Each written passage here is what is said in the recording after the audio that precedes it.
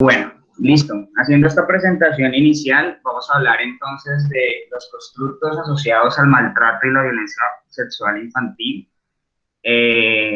Soy magíster en Psicología Clínica y de la Familia, psicólogo egresado de la Universidad San Buenaventura. Trabajo como psicólogo clínico en la unidad CAIBAS y CBF y actualmente también como docente del programa de Psicología de la Corporación Universitaria Minuto de Dios. Para mí es un gusto estar con ustedes el día de hoy. Como les mencioné al inicio, estos temas, terminar de conceptuarlos, definirlos, estructurarlos, es una tarea titánica, casi que imposible en un espacio de 2 horas, pero pues vamos a reflexionar sobre nuestro quehacer cotidiano desde la salud y por qué no decirlo, desde el eje de protección en relación a estas situaciones de amenaza o de vulneración de los derechos de los niños, niñas y adolescentes cuando son víctimas de violencia sexual o de cualquier tipo de maltrato. Como primera medida, yo quisiera preguntarles, porque yo sé que estoy en una sala de profesionales, no estoy hablando con personas que no tengan experiencia, sino con personas que realmente conocen estas temáticas y que seguramente también pueden hacer un aporte fundamental a lo que va a ser este ejercicio para no volverlo un monólogo, sino volverlo un escenario conversacional en el que podamos interactuar y en el que podamos conversar y reflexionar sobre estos ejes temáticos.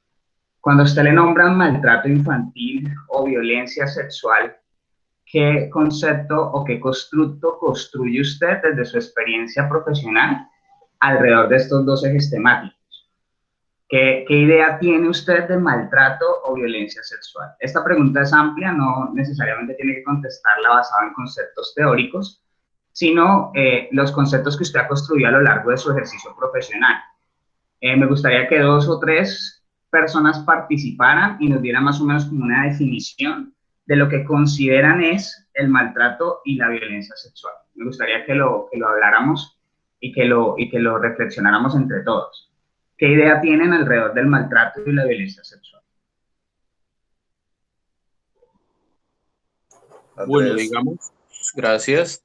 Digamos que retomando un poco la palabra, sería como esa violencia, esos espacios como personales, íntimos, físicos y emocionales que se producen sea en un hombre o en una mujer, o bueno, también lo podemos incluir frente a otro tipo de orientaciones, porque a veces nos quedamos solo como que frente al niño, la niña, el hombre o la mujer, pero creo que también esa violencia se da frente a diferentes tipos de orientación sexual y estilos de vida, ¿no? De ese tipo de comunidades, de grupos o de personas. Entonces, ¿no? Es como traspasar esas Sí, barreras señor. como del espacio social, íntimo y relacional de los individuos.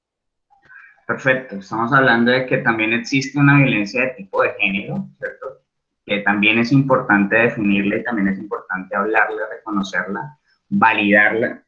Y bueno, me parece interesante. Utilizaste una palabra que es muy clave para entender un tipo de violencia, y es que la violencia sexual o cualquier tipo de violencia es la vulneración de la intimidad de una persona. La Organización Mundial de la Salud habla y define en uno de los apartados que el ejercicio de la violencia sexual es la invasión del territorio personal y valga la redundancia, e individual de un sujeto, ¿sí? Es esa vulneración de un territorio propio que considera propio. Y en ese sentido, la Organización Mundial de la Salud considera que el maltrato y la violencia sexual es, en definitiva, un crimen de lesa humanidad que está lacerando el territorio personal e individual y de esta manera afectando toda una serie de espacios personales, de espacios emocionales, de espacios físicos. Y en ese orden de ideas, cuando hablamos de la violencia sexual en este campo, estamos hablando de la invasión de un territorio personal, justamente como lo decía la persona que nos daba su apreciación. ¿Qué más ideas tienen alrededor del maltrato o la violencia sexual? Buenos días, que es una urgencia médica. Perfecto. Eso me parece que es súper importante. Muy importante.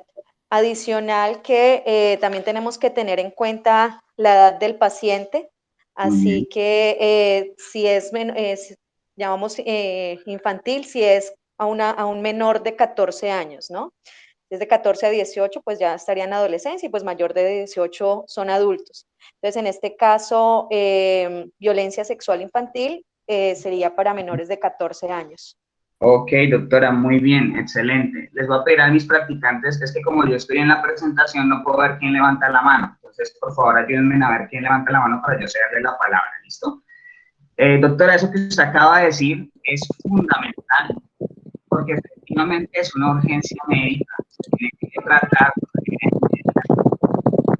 no solamente de las instituciones públicas o privadas, sino también las instituciones familiares o la persona. No sé si hay un micrófono. Cierra el micrófono, Jorge, por favor.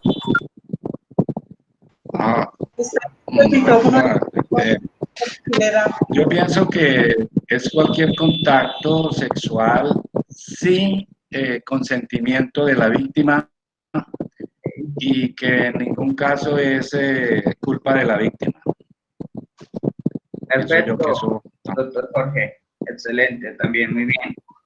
Estamos hablando de dos cosas súper importantes. Uno es el consentimiento y otro es la urgencia médica. Vamos a evacuar esas ideas generales para después ya centrarlas como tal, pero me parece muy importante que con base a lo que ustedes están mencionando, hagamos como una ampliación de eso que ustedes ya tienen definido en su aparato operacional cuando llegan a algunos tipos de violencia sexual a su consultorio. Entonces, lo que decía la doctora Diana es fundamental. Yo quiero hacer énfasis en esto y lo quiero hacer porque es fundamental para poder comprender la importancia que tienen el constructo de la urgencia médica y los tiempos determinados que tenemos los profesionales de la salud para atender esa urgencia médica. Pregunta para ustedes. Yo ahorita voy a hablar tranquilos, no se preocupen, estoy haciendo como un sondeo evaluativo de con quién estoy hablando y saber más o menos qué puedo omitir, porque sé que este tema ya lo deben manejar en algunos casos. ¿Cuánto tiempo tenemos para hacer una evaluación física en relación a un caso de posible violencia sexual? Realmente es un tiempo indefinido porque es que no. Es decir, depende de cómo llegue el violentado. Sí. Con quién viene, Ajá. porque puede ser el mismo agresor. Ajá. Y qué otras circunstancias alrededor de esa misma persona se están dando. Muy bien, depende de la situación específica del sujeto que ha sido violentado, pero digamos que en las estructuras, tanto en los aparatos de medicina legal o en las descripciones, dicen que tenemos 72 horas hábiles para recolectar material probatorio. Si es un acto que se desarrolla como un acto urgente, esas 72 horas son vitales. Es decir, que al conocer un acto urgente o una urgencia médica, un acto de violencia sexual, tenemos 72 horas para activar todo el protocolo de atención que tenga la institución previamente establecido para atender el caso de violencia sexual. Esas 72 horas son para activar ruta de protección con Instituto Colombiano de Bienestar Familiar, para activar sector de justicia y para activar todo el protocolo de atención en salud. En esas 72 horas, no solamente las instituciones de la salud tienen ese tiempo de hacer este tipo de apreciaciones o de intervenciones, sino que todos los ejes políticos y sociales, estoy hablando de cualquier persona natural que conozca un evento asociado a violencia sexual, desde ahí esa persona, por el solo hecho de conocer o de tener conocimiento de una situación urgente o un acto urgente de violencia sexual, debe activar todo este protocolo de atención. Es decir, que por ningún motivo se puede omitir enviar esta información a las entidades competentes. Y en este caso, las entidades competentes son la TEADA de Atención, de Justicia, Protección y Salud. Esto ahorita lo vamos a ver como más ampliamente, de pronto en una diapositiva lo vamos a poder visualizar, pero dentro de lo que ustedes han dicho, me parece que eso es fundamental, fundamental. y tenerlo claro a partir de ahora es esencial para poder desarrollar nuestra capacitación. ¿Cuáles creen ustedes que son las dificultades que se tienen a la hora de abordar un evento asociado a violencia sexual? ¿Con qué dificultades nos topamos cuando somos la primera persona que conoce un evento asociado a violencia sexual? ¿Qué tipo de dificultades ustedes han visto en el sector salud cuando de pronto en una intervención médica se describe una situación de violencia sexual? ¿Qué tipo de dificultades han tenido? Doctor Martín.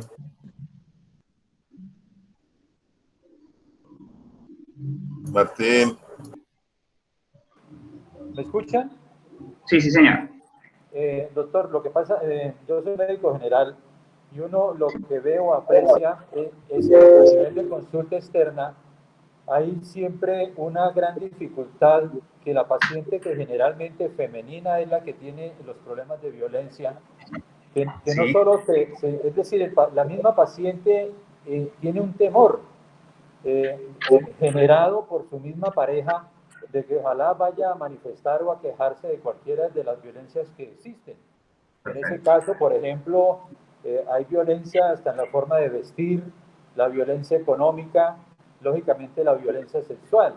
Pero la paciente ya cuando ya hay medidas extremas como traumas físicos, es cuando realmente la paciente lo manifiesta. De lo contrario, son muy temerosas, generadas por las mismas amenazas de su pareja. Eso es lo que ve uno a nivel de consulta externa de medicina general. Ok, perfecto. Muchísimas gracias, doctor. Eso es muy importante. Muy importante. La doctora Diana tiene levantada la mano. Doctora Diana, por favor. Gracias. Mira, a mí me parece que lo que encontramos en la consulta, una gran dificultad o gran problema es cuando se conoce el agresor y el agresor hace parte de la familia, especialmente de la familia directa, llámese padre, tío, hermano, entre otros. Entonces, el tema de denunciar y de hacer, digamos, visible el caso, a veces es difícil porque digamos que la misma familia quien trae el niño pues no quiere, ¿sí? No lo desea porque pues se sabe que se inicia un proceso, entonces digamos que hay una negativa al respecto, ¿no? Y lo otro es la negación, ¿no? No, pero no, eso es imposible, ¿no? Pero yo no creo, ¿sí? Entonces me parece que esas dos cosas son súper importantes, cuando el agresor es familia y la negación. Perfecto, muy bien, excelente. ¿Alguien más? Doctor Andrés, lo escuchamos. Bueno, sí, gracias. Otro aspecto, pues ya lo han comentado los profesionales. Uno es que el victimario normalmente es alguien cercano, en un porcentaje alto, pero también un poco otro aspecto es la credibilidad. Muchas veces no se le da como esa veracidad al testimonio del que la está dando. Y otro también el estigma como social frente a la persona que ha sufrido como ese tipo de situaciones, ¿no? Como que se le castiga socialmente un poco, pero el abusado o la abusada, y hay otro tipo como de elementos ahí alrededor de la cultura que hasta genera procesos de señalamiento frente a la persona que ha tenido ese tipo de situaciones. También eso hace que la persona muchas veces hasta se encierre y no quiera contar.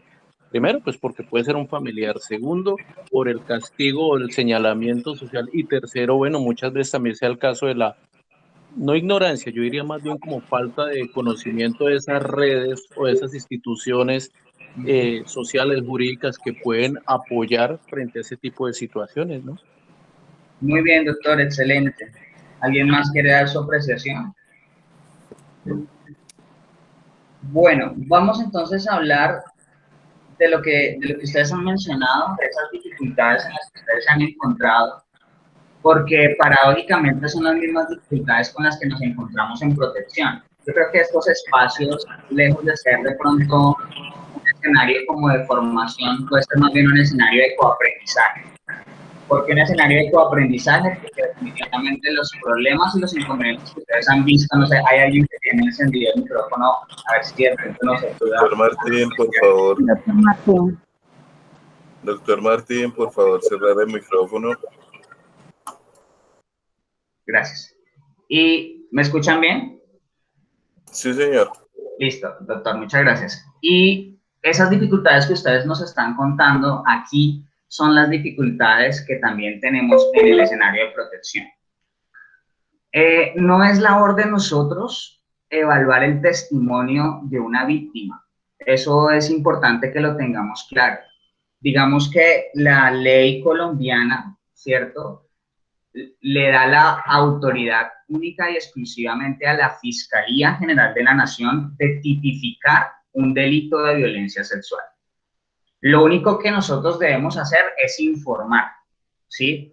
Digamos, como creer si es verdad o determinar si es verdad o no, no es labor ni función de nosotros. Nuestra función es informar. Los entes investigativos, como la Fiscalía, van a evaluar si esa veracidad de lo que estamos viendo, de lo que se está visibilizando, es cierto o no. No depende del profesional de salud o el profesional de psicología que atiende en protección, sino depende de los entes investigativos. Esa claridad es muy importante porque en ocasiones, digamos que queremos evaluar si hubo o no, intentamos como generar un proceso también como de revictimización que no es necesario, sino que los que recaudan y los que investigan si eso es procedente o no, y directamente es la Fiscalía con sus entes investigativos. Entonces, nuestra labor, tanto en el escenario de salud como en el escenario de protección, simplemente es recabar información para que los entes competentes, que son el sector justicia, determinen o no la ocurrencia de la situación. ¿Cuáles son como los fenómenos sociales que se han venido presentando con las víctimas? Y es que ellas tienen que contar su historia una y otra vez. La cuentan en el sector salud, la cuentan en el sector protección y nuevamente la vuelven a contar en el sector justicia. Y resulta que este escenario de transformación de los testimonios genera un proceso de revictimización que de cierta manera no es competencia de ningún del sector salud o del sector protección, pero aún así estamos vinculándonos con ese tipo de situaciones.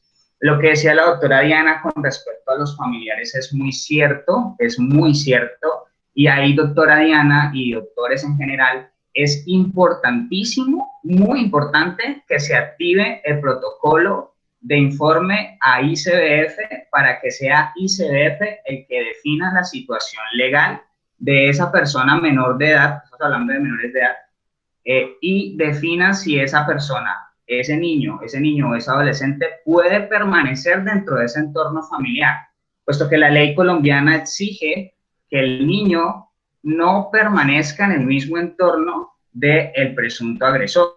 En ese orden de ideas, cuando vemos, observamos o identificamos que hay un niño que está dentro del entorno del agresor, inmediatamente informamos al ICBF y no damos salida por ningún motivo de ese niño del contexto de salud hasta tanto los profesionales de ICBF hagan la verificación de derechos de estos niños y por tanto se pueda proceder a evaluar si el contexto es un contexto donde no tiene ningún tipo de riesgo de repetición del hecho maltratante.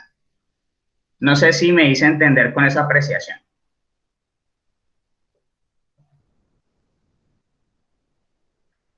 Sí, sí, señor.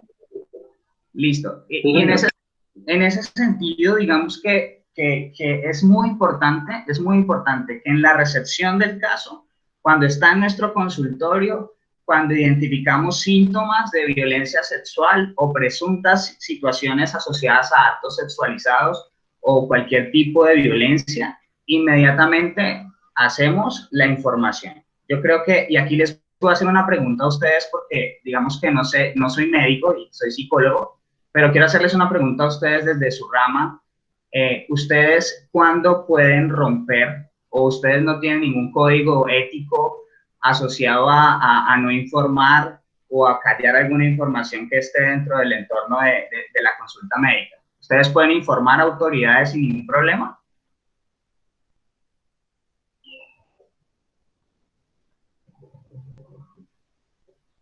Hola.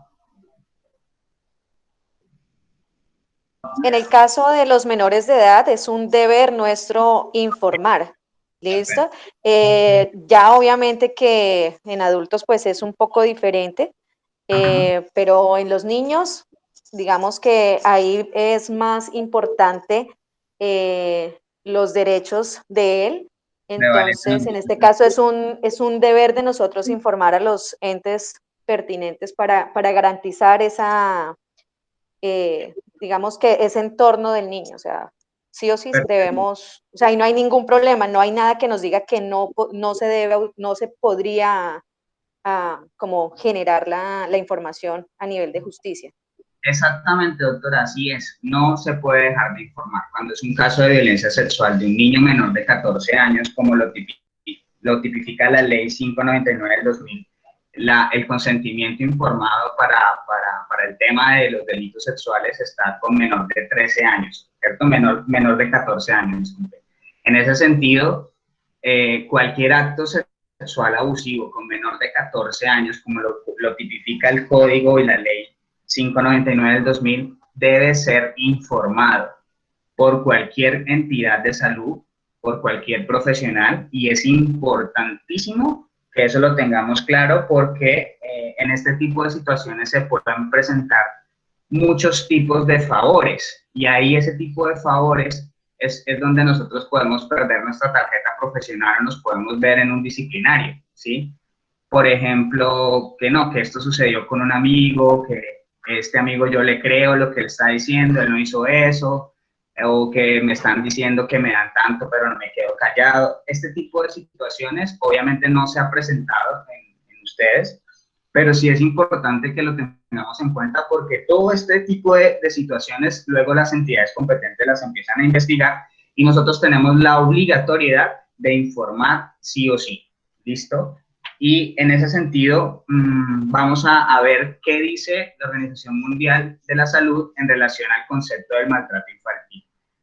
La Organización Mundial de la Salud define el maltrato infantil como los abusos y la desatención que son objetos de los menores de 18 años e incluye todos los tipos de maltrato físico, psicológico, abuso sexual, desatención, negligencia, explotación sexual comercial u otro tipo que causen o puedan causar un daño en la salud, desarrollo y dignidad de un niño. Esto es como el constructo de lo que dice la Organización Mundial en relación al constructo de maltrato infantil. La Defensoría del Pueblo y Profamilia entienden la violencia sexual como todo acto que atenta contra la libertad, integridad y formación sexual mediante fuerza física o psíquica con el fin de obligar a alguien a tener relaciones sexuales o imponerle un comportamiento sexual específico en contra de su voluntad. Y bueno, estos son como los constructos que ya hemos venido hablando relacionados al maltrato y a la violencia sexual. El maltrato también es un acto, una carencia que afecta gravemente el desarrollo físico, psicológico, afectivo y moral del niño o adolescente ejecutado por los padres, cuidadoras o personas adultas alrededor de él o ella. Hay bastantes tipos de maltrato. Hay abuso físico, abuso psicológico y emocional, negligencia o abuso sexual. Cuando vemos algún tipo de maltrato, también es importante activar el protocolo de atención a este tipo de situaciones. El ICBF dispone el Sistema Nacional de Bienestar Familiar dispone de diferentes instituciones que trabajan sobre este tipo de situaciones. Si hablamos de violencia intrafamiliar, hay que remitir a comisaría de familia. Nosotros a veces no remitimos mucho a comisaría de familia y siempre, digamos, como que concatenamos todo al ICBF. No, la violencia intrafamiliar también puede ser informada a comisaría de familia. Por ejemplo, en el caso de las mujeres, como un doctor mencionaba, que se quedaban calladas, que no mencionaban, que no decían, ¿cierto? Es importante no tratar de persuadir a esta mujer, porque pues digamos que esa labor no es de nosotros, pero sí decirle cuáles son las rutas de atención a las que ella puede acceder para ser atendida frente a una de estas situaciones. Para más claridad sobre este aspecto, hay que mirar la ley 1257, que está asociada a la atención a víctimas de violencia contra la mujer. Este tipo de situaciones también lo podemos ir estudiando, pero es importante que por lo menos, si ella no quiere hablar, por lo menos sepa dónde tiene que ir, a dónde tiene que acudir, de qué manera lo puede hacer. Y esto es importante para que este escenario de silencio frente a las violencias deje de ser legitimado. Una de las formas en las que más tiene poder la violencia es el silencio, ¿sí? De hecho, yo me ponía a pensar ahorita que estaba como diseñando este espacio de capacitación, yo decía, bueno, ¿qué es lo que ha permitido que la violencia sexual y que todos los tipos de violencia tengan un auge? Yo creo que lo que ha permitido que las violencias tengan auge, y más en tiempos de pandemia, porque les quiero mencionar que no damos abasto en la unidad de Caibas atendiendo niños víctimas de violencia sexual, se nos ha subido y disparado demasiado, digamos, como los eventos asociados a violencia sexual. Y yo creo que parte de lo que está sucediendo y de lo que está ocurriendo con los escenarios de violencia sí, se han incrementado en Caibas los escenarios de atención a víctimas de violencia sexual y se han incrementado, yo creo que alrededor de la pandemia, pero también lo que les estaba diciendo era que se han incrementado porque de cierta manera se empezó a hacer visible lo que se hacía oculto, ¿sí? Es decir, la casa dejó de ser el espacio para ocultar este tipo de situaciones y se convirtió en un espacio donde hay muchas personas que visibilizan y vislumbran lo que está ocurriendo detrás de las sábanas con los niños. Y entonces este tema ya se empezó a hacer más público, lo que antes se hacía en contexto privado y en subordinación del niño o del menor, ya ahora se está haciendo más público. Pero lo preocupante es que estos actos o este tipo de situaciones ya empezaron a ser normalizados, ¿sí? Son normalizados por el constructo social, por el niño que es víctima, porque la renuencia a los actos de violencia sexual generan un impacto psicológico y emocional en la víctima, donde hay una apreciación de que el agresor de cierta manera es alguien cercano, ¿sí? Y entonces es normalizado por el que es víctima, es normalizado por el contexto social, porque también hay que decir que estas experiencias traumatogénicas de la violencia sexual han permeado al sistema familiar, porque pareciera una cadena generacional. Les quiero contar que allá atendemos casos donde la mamá es víctima, la abuela es víctima, el niño es víctima y así sucesivamente. Parece que es una experiencia traumatogénica de las interacciones familiares y donde juega un papel muy importante el rol del sistema familiar. Entonces, todas estas cosas han llegado a ser normalizadas, estructuradas socialmente dentro del entorno familiar, y es muy difícil, como lo decía ahorita la doctora Diana, sacar de esa idea a una familia que durante mucho tiempo ha normalizado los actos de violencia. Yo creo que nuestra tarea titánica es, primero, ver cómo estamos nosotros frente a la normalización de este tipo de hechos, porque parte de lo que les decía ahorita, me están escuchando, perdón, porque si no, yo sigo hablando y no sé si me están escuchando. Sí, señor, se está escuchando muy bien. Listo. Y parte de lo que les decía ahorita era que justamente estos hechos de violencia sexual llegaron a ser normalizados por las estructuras sociales, pero lo preocupante es que sean también normalizados por los agentes de intervención, tanto del área de la salud, de la protección o de la justicia. Y ahí es donde nosotros tenemos que tener alarmas, ¿sí? Y las alarmas son, venga, yo dentro de mis procesos de conciencia, dentro de mis parámetros de ética, puedo estar normalizando un acto de violencia sexual. ¿Cuáles son las razones por las que lo hago? ¿Cuáles son las situaciones personales por las que asumo ese tipo de situaciones? Y yo creo que esa pregunta sí deberíamos hacerlos todos nosotros. Es un ejercicio que nos da conciencia, es un ejercicio que nos permite una postura ética frente a una situación que vislumbremos, y es un ejercicio que nos permite cierto tipo de criterio reflexivo frente a alguna situación específica. Entonces, eso como para tenerlo muy presente, Sí les había hablado de la ley 1257, que es la que tiene que ver con el trabajo integral de las instituciones para atender la violencia contra la mujer. Digamos que esto explicarlo no lo vamos a poder hacer, pero sí es algo que debemos tener en cuenta como una ruta de atención para cuando nos lleguen este tipo de situaciones que nombraba un doctor en relación a la violencia contra la mujer, cuando hay silencios, cuando cuando hay mutismos frente a la realidad, cuando hay criterios de normalización frente a los hechos victimizantes. Este tipo de situaciones ya no nos competiría a nosotros porque es alguien mayor de 14 años, pero sí es importante que ella sepa, conozca qué ruta o qué posibilidades de atención tiene frente a su realidad, y eso es importante que lo tengamos en cuenta. Hasta el momento de lo que les he dicho, ¿quieren hacer alguna apreciación, aportar algo más, adicionar algo más, o tienen alguna pregunta que yo pueda contestar? Yo sí haría una apreciación frente a esto, y es lo siguiente: en las capacitaciones que se han venido dando, usualmente quien las comanda es medicina legal, y se establece básicamente toda la parte médica y ética del manejo de la violencia, de abuso físico, abuso sexual, pero hasta ahorita, por ejemplo, ICBF está participando. Entonces, ha sido, digamos que, ausencia de los tres entes, que como usted lo mencionó, la parte de justicia por parte de Fiscalía, la parte de protección por parte de la policía, la parte de salud lo está haciendo, pero concatena las cosas, más sin embargo no se están actualizando desde todo punto de vista esas rutas y esas actualizaciones, tanto en los números telefónicos como los contactos con los cuales se tiene que hacer.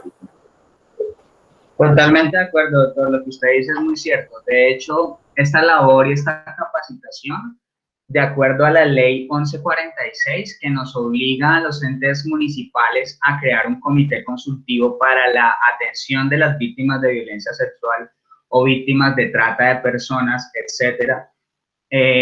Digamos como que el municipio tiene un comité donde están estos tres sectores: el sector justicia, el sector protección y el sector salud, ¿sí? Con la Secretaría de Salud. Entonces, yo creo que sí, bien es cierto, para atender esto se necesitaría la articulación de estos tres esferas, y yo creo que la tarea de esta capacitación es que en algún momento podamos estar los tres sectores presentes para que esta capacitación sea más nutrida en todos los aspectos que tienen que ver con la activación de la ruta de atención, pero adicionalmente digamos, como con los protocolos que debemos tener en cuenta ante cualquier evento de violencia sexual o cualquier tipo de violencia.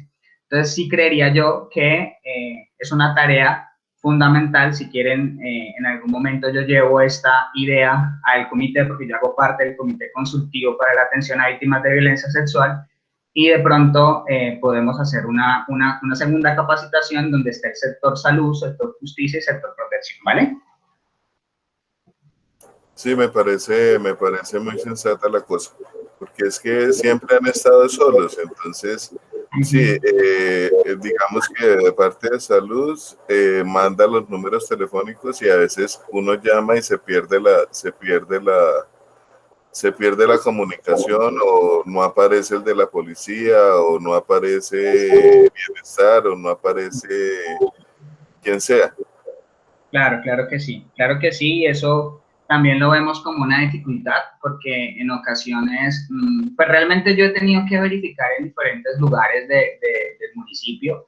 En el sector salud siempre que hay una notificación de violencia sexual se debe actuar de manera urgente, es decir, se traslada el investigador hasta el lugar, toma la recepción de la denuncia con la víctima, se traslada ICBF hasta allá, activa todo el resto del protocolo de atención. Una vez ustedes hacen esa activación, todos los sectores se tienen que movilizar de manera inmediata y urgente, porque la misma doctora Diana dijo, esto es un acto urgente, y al ser un acto urgente, cualquier situación de violencia sexual, pese a que incluso sea acto sexualizado, tiene que verse como una urgencia médica, porque realmente no sabemos si ese acto sexualizado obedeció a algo que la víctima en ese momento no está mencionando en sus relatos. Es decir, que siempre se debe actuar de manera urgente. Y en ese sentido, la activación de la ruta y el conocimiento de la ruta y digamos como que las personas que trabajan en esa atención de esa ruta sean diligentes en operar la información.